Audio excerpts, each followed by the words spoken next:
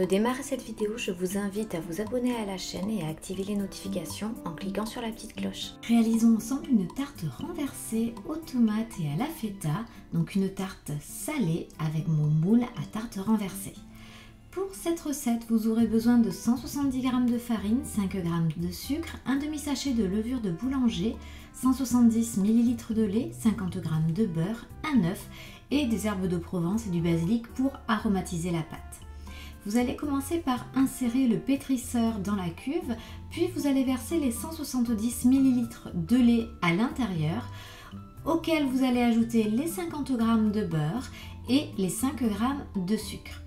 Ajoutez ensuite votre demi-sachet de levure boulangère et vous allez tout simplement activer la levure comme d'habitude en lançant votre robot vitesse 3, 35 degrés pour 5 minutes.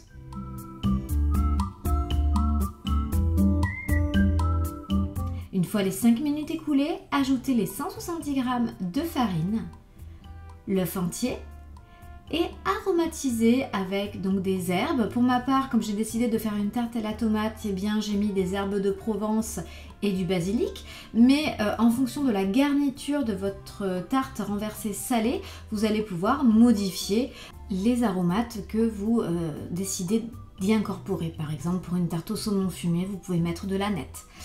Lancez ensuite le programme pâte P1 et laissez les 40 minutes de pousse. Entre le pétrissage et la pousse, si vous le souhaitez, vous pouvez retirer le couteau. Pour ma part, je ne l'ai pas fait. Et voici ce que vous obtenez. Donc vous allez graisser bien correctement votre moule à tarte renversée, puis vous allez y déposer donc votre pâte qui est relativement collante et assez liquide finalement, avant d'enfourner 180 degrés pour 20 minutes. Et voilà, votre tarte est prête, en tout cas sa base salée l'est. Vous allez pouvoir donc démouler correctement, attendez que cela tiédisse, ce sera un peu plus facile, et ensuite vous allez pouvoir garnir à votre convenance.